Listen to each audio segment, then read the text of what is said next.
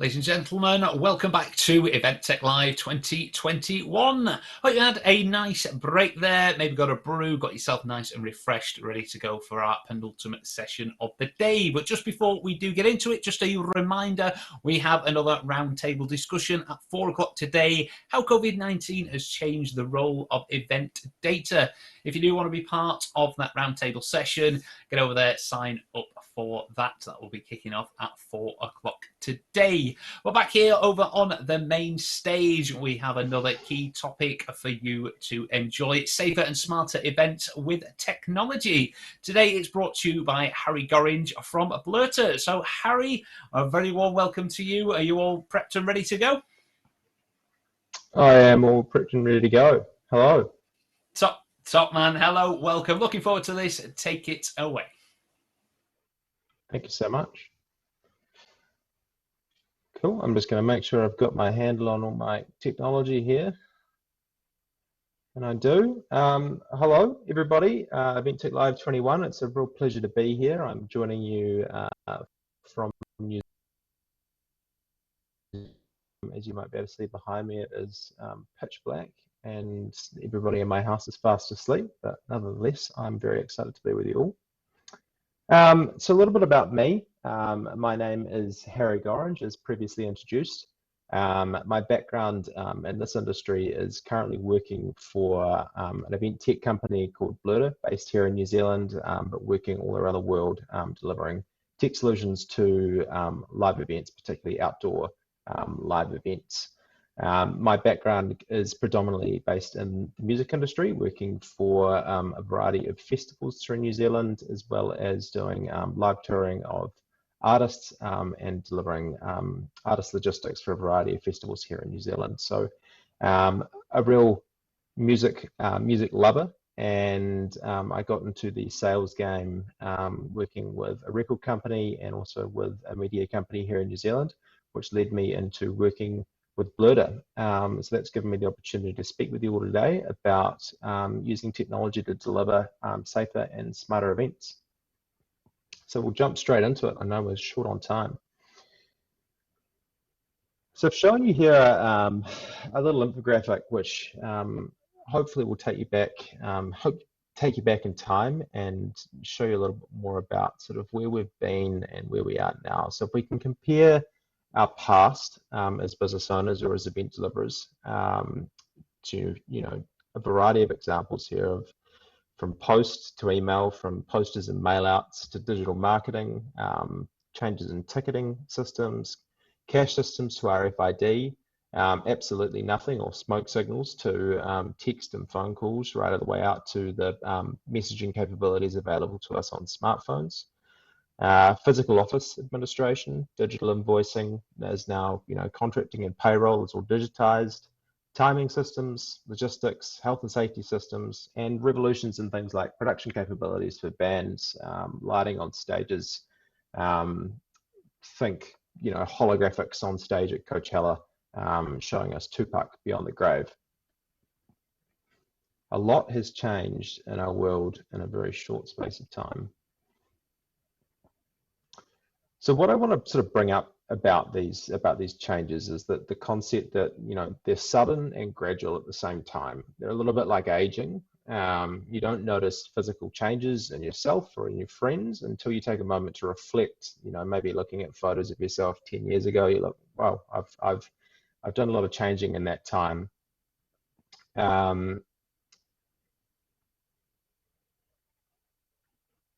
And that, yeah, that's the real showcase there is the changes that happened to us in that time period. Sorry, one second, I'll give you a little bit of background here, guys.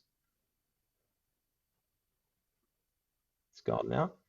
So I want to show you a little slide here from Tony Sieber, who's the non-executive director of Blurter, the company that I work for, which I think is a really insightful way of looking at how that change affects us.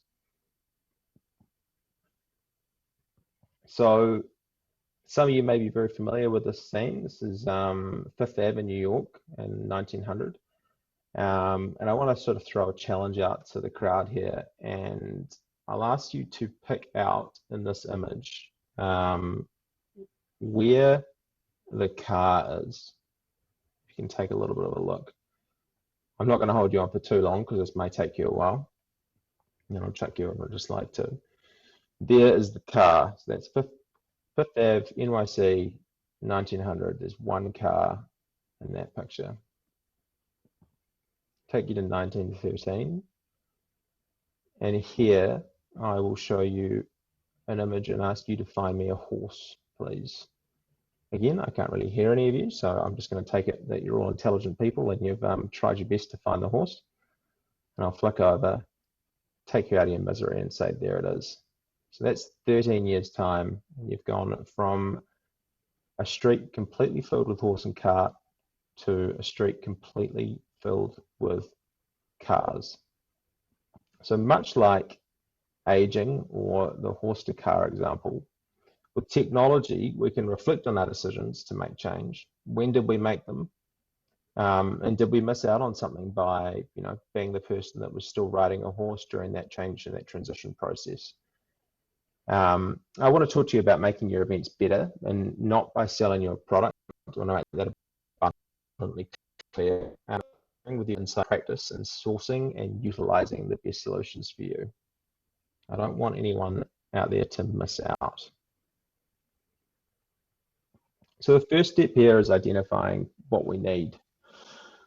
The first and most major point is ROI. Like anything we do in business, it's all about bringing down costs. It's as simple as the horse to car example.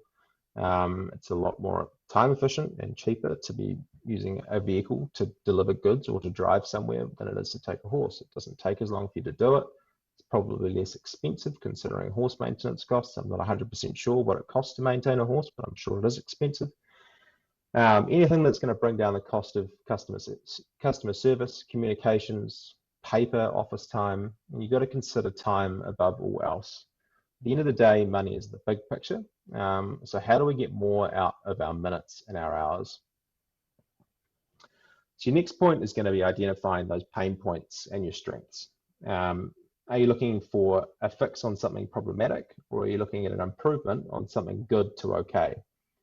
Do you often have problems with queuing at your events? Are they affected by weather? Is it a high-risk environment, or is it an issue with sustainability? Or do you simply feel like you're under-resourced to deliver the event you and your team are capable of delivering? As event organizers, we constantly change systems for efficiency. So it might be entrance to a festival site, an evac plan, onboarding, paying staff, stage layouts, etc., anything to make the systems and processes a little bit easier on ourselves. And we always feel like we need a guy or a girl for that. We always think like, oh, I wish we could have more people to do these jobs. But what we're really missing out on, I think, is the ability to maximize resources and get more from our people. So a question here about staff. So temporary staff, volunteer staff are all very common in our industry. It's the people that you hardly have any time to onboard or get to know and leave an impression on. Not like a regular staff member who's in the office every day, who sees you all the time, might be on Zoom, 4 or 5 hours a day. You've got these people that are turning out in one day, out the next, and sort of until next time. So my question to you is, how do you plan to get the most out of them and for them to get the most out of their experience? And with technology, we often talk about reducing staff counts. It's directly related to efficiency and it's directly related to the bottom line. What's often ignored or overlooked is the value of that work to the individual. Do your volunteers and staff walk away from an event talking excitedly about your company and the way they operate? Do they leave thinking it was just a run-of-the-mill event? Or do they walk away thinking they're unlikely to return? And I think we all have examples of great temp workers who just exceed expectations. They're a joy to work with. They go above and beyond. They're amazing. And similarly, we have examples of completely the opposite.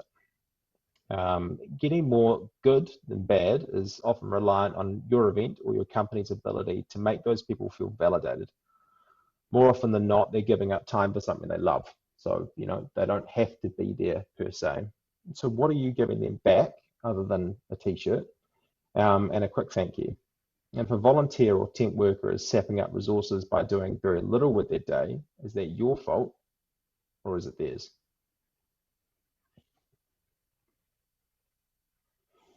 A be remiss as an employee of Bluta to not have a little bit of a chat about some of our customers and how that relates to this conversation. So I'll keep it very minimalistic, down to 2 slides.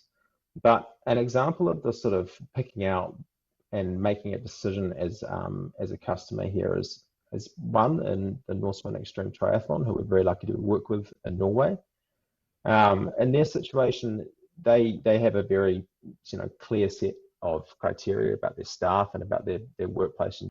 They had a need for better incident management and comms due to the location of their event. And for them, they needed their volunteers and staff to be more empowered at the event if something should go wrong. So there's a lot of issues with radio coverage, and people getting injured in remote parts of the racecourse. And for them, something like Bluta, which is an advanced communication tool, was a real no-brainer. And much the same as the next slide here is a little bit of an example of something on home soil for me. The Napier Art Deco show, which is a citywide event showcasing New Zealand's Art Deco capital. Unfortunately, last year, this event cancelled. Obviously, I don't think that requires too much explanation. So very short term, our COVID protocols in New Zealand changed overnight. And we went from being sort of a country that was completely free of any restrictions to being under quite strict restrictions. And they had quite a unique challenge of having to notify certain groups immediately on how they could enter the site due to overnight changes. It's a real health and safety game changer. But for them, they were able to foresee that. They knew that they may potentially be put in that situation, and they would have to have a tool that would be able to bridge the gap that is created by purely email and phone call based conversations. Did they still make phone calls and did they still send emails? Sure, they did. But the process was drastically improved and their efficiency went way up by giving them time to act on the myriad of other problems caused by the announcement. So that's a really good showcase there of making a good decision in technology that is mitigating a risk that is potentially going to come up, as opposed to sitting back on old systems and just thinking nothing's going to go wrong, because things inevitably do. The next step here is getting the most out of our choices.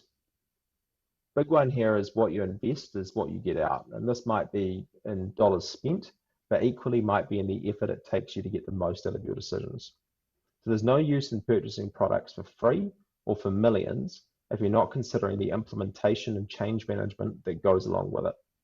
Training and setup are not an afterthought by any stretch of the imagination. They are key to getting the best experience possible. So consider when you purchase, what does the change management process look like? How does this company I'm investing in plan to help me change the way that I'm doing things? Even if an event invests in tech to make their event better, they need to consider how and why it's going to make their workforce more efficient and better at their jobs. How do we transform people in terms of their mindset and behavior? Your people need to buy into anything you purchase. It's very easy to do with something like a digital payment system or online contracting, because that's very easy for them to make them realize that this new form of HR onboarding is a lot easier than having to fill out 5 different forms and then scan them.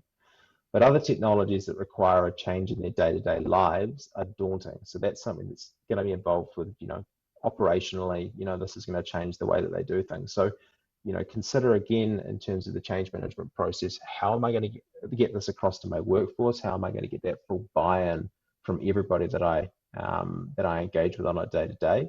And factor in the time. More importantly than anything, just factor in the time, because they have to come across and begin to embrace it to get the most out of it.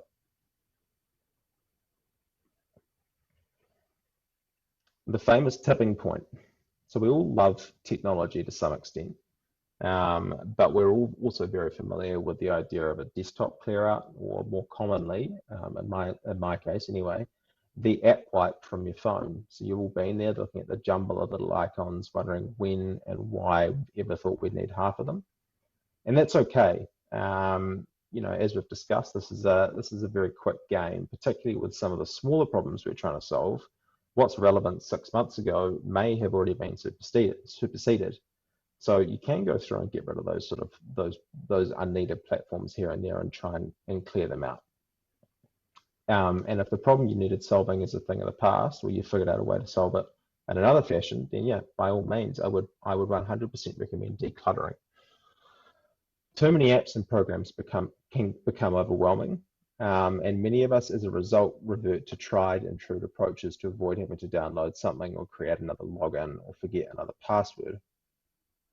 It's also true that we're predisposed to becoming cynical about tech advancements. There are millions of tech companies in the world, and they all claim, without doubt, that their products and services are the next big thing or something that you can't do without. So it's often easier for us to write off a concept than it is to embrace that risk of trying something new. And for anyone sitting here nodding their head and agreeing with that, that's completely fair enough. I feel the same way. And obviously, plenty of these new practices exist independently, but many are also interlinked. And that link and that harmony are the flow we require to introduce improvements without hesitation. So starting at compatibility. Is it on Google Play and the App Store? Is it an easy add-on for my browser? If yes, these are not really difficult decisions to make.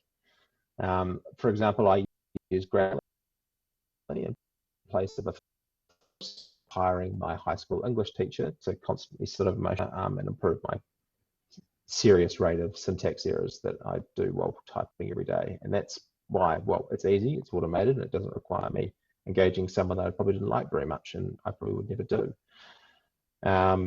Purchasing bespoke software solutions are not always going to be that easy. So firstly, you want to ask yourself if this new ticketing platform is going to sync up with your accounting software. Does it integrate with MailChimp to make announcements and database storage a breeze? Whatever your current systems, does it clash or does it add? The key here is integration and creating a harmonious and symbiotic tech stack. We can't achieve a one-fix-all program, but we can be very clever about how we pick and choose our tools. There will undeniably be situations where a software solution doesn't marry up with the rest of your IT systems. Maybe it can't, or maybe it doesn't need to. But ask yourself if the benefit of this new system is such that it can't be avoided. Or will the inability to integrate and work as part of the team cause more harm than good?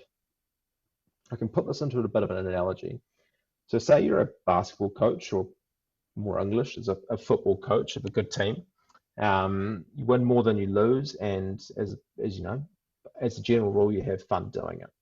And in your team, you have a core of pretty solid players who know each other well, they get on well, they don't fight, and that reflects well on the pitch.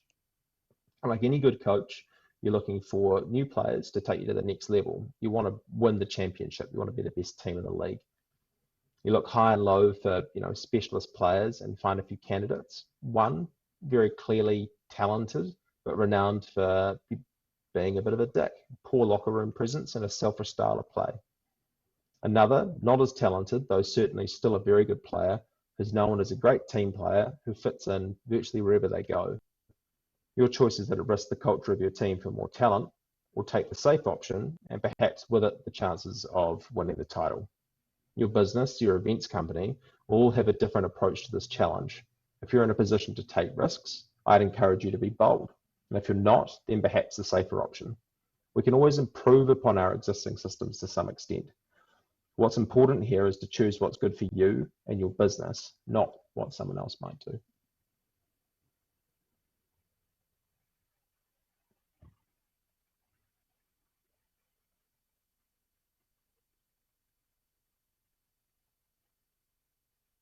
I seem to have got ahead of myself on the slides here.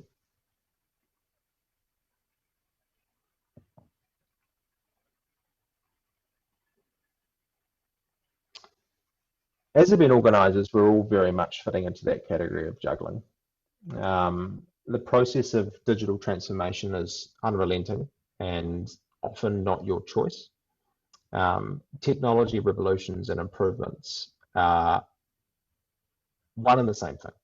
There's hardly a new wheel being invented weekly, but the way we conduct business needs to change to keep up with the next guy. This can be really hard with so many balls in the air, but you don't want to sit on old practices purely because they haven't stopped working yet. You can either be passive, and by that I mean critical assessment of peer experience and looking at what other people are doing and making, hard decisions on that, not just copying them, and just, to some extent letting it happen around you. But I would definitely recommend going a step further than that. Or you can go out and find it. You can do this independently. And I'm not sure who, but there was undoubtedly a company or group of companies that took advantages of email, while others adamantly proclaimed pen and paper would never be replaced. And history is full of these stories. Many thought a $1,000 iPhone would never replace the reliable and cheap Motorola and Nokia phones we all used in the early 2000s. Now, where would we be without all of our little pocket offices? We all have busy lives, and I'm certainly not saying we should all run out and try everything new and shiny that comes to market. But we can certainly consider the advantages of technology before the competition gets there first. Pick your battles, for sure, but there are wins out there for the taking. Some of you will identify on the early adopter curve, particularly where you have a glaring issue that needs to be addressed. Constant health and safety issues due to a high-risk location or your target demographic, for example. And new technology is your friend here. Though it's harder to find, you'll often have a chance to shape the product. Unestablished tech solutions need your help to be better. Put some in a system that will intricately understand you, and you will intricately understand it. Those not identifying as early adopters will face their own challenges in the form of more options that are typically off-the-shelf solutions. And this might be as simple as something like Microsoft Word, or more complex like security systems and ticketing platforms. And there's a wide world of products out there that are perfect for someone that subsequently might require a much heavier change management process for you to see the benefits of them.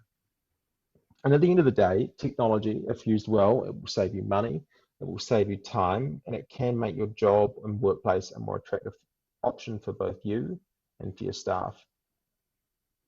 And that is everything I've got here today, ladies and gentlemen. So I'm open for any questions, as I think I've got about 8 minutes left. Thank you very much for joining us and delivering that presentation, especially for staying up. Like you say, it's not your friendly time zone over there, is it? So firstly, as I say, thank you very much for getting involved. Sorry says, if you have got any questions, we have got a few minutes left. If you want to pop them in the chat, do feel free to do so. I've got a couple of things I definitely want to ask you. I know you said, there's that temptation to download every app, have every app. Your phone is constantly pinging, you get overloaded and it becomes a lot less efficient. We get all these apps to help us, and then actually what it does is overload and actually probably distract us from what we should be getting on with. Have you got any sort of key pieces of software or apps that you do actually use that you actually go, yeah, this is worth its weight in gold, this works brilliantly well, you could recommend to our event organizers out there? I think it's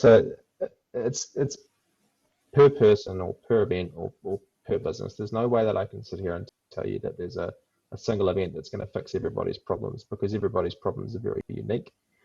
And I think that's probably the attitude you need to take, is that what works for one person is not necessarily going to work for you. And I think we work in a very diverse industry where you've got all sorts of the sort of different subcategories of events. We're sitting in a hybrid event space right now, which has a very different set of needs and requirements and technology compared to someone, say, like a music festival or a triathlon or something like the Olympics or an Ironman event. So you're not going to sit there in a room and say, I use this, it's better than what you're using, because there isn't really any crossover. But I think in terms of having too much, that's the thing about apps and platforms is so often they're marketed as free.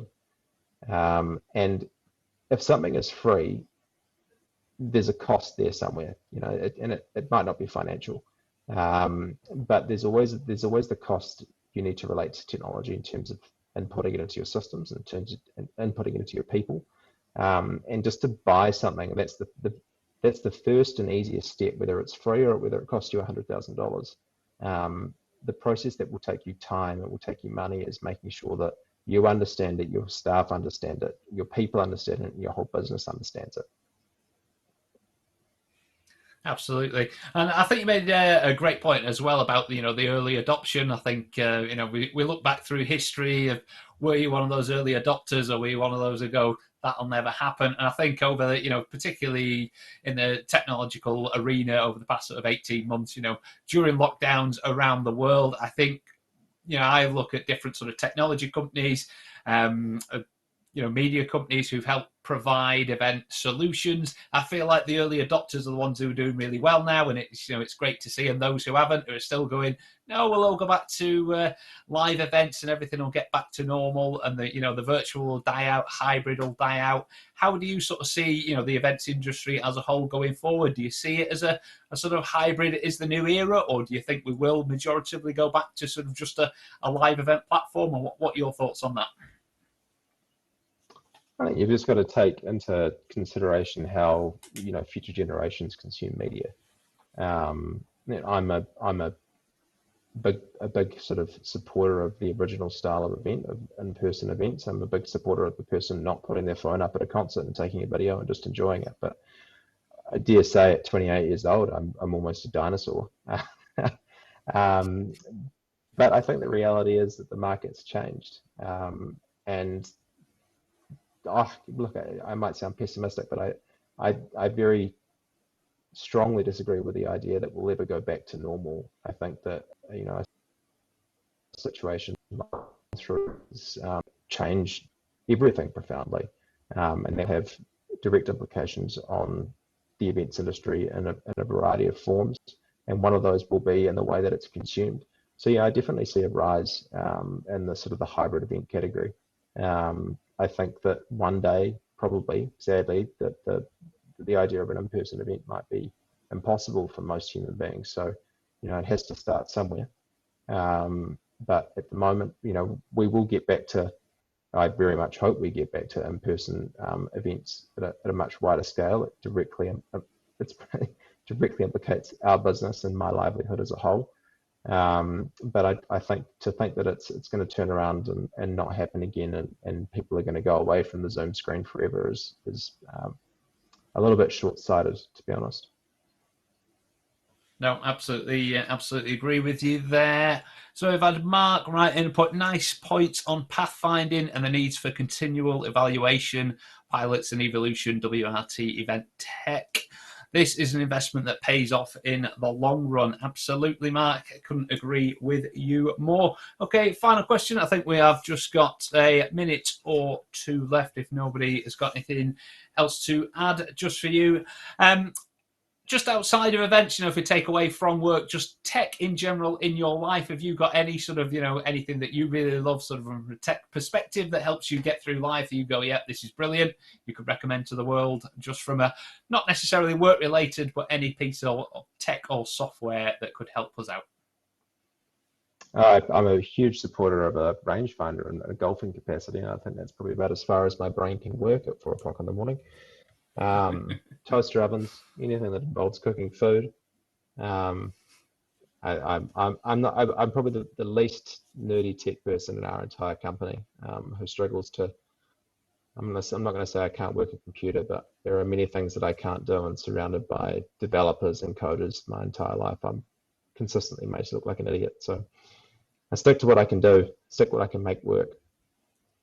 Well, that's it. Know your strengths and stick to them, like you say. Harry, it's been an absolute pleasure listening to you, and say, I think we will end it there. I'm going to assume you're not going to stay around for the end session. I'm assuming you're going to go to bed now. But as I say, once again, a massive thank you for joining us for Event Tech Live 2021. Thank you so much. Thank you, everybody. Pleasure. Take care, and we will see you soon. So there we go. That does wrap up that session. Again, if you have got any questions for Harry there, you can get in contact via the event platform. Find all his contact details below this video window, the speaker bio, if you want more information on anything Harry covered, or if you are watching this on catch up as well. So our next session will be at 4:15. So we are going to have another 15-minute break. If you need a bit of time away from the screen, please feel free to do so. But if you want to know a little bit more about SwapCard, we have a tech demo coming your way. So we'll see you back here at 4:15 for self-service and subscription software and what works for events. Enjoy the break. We'll see you all very soon.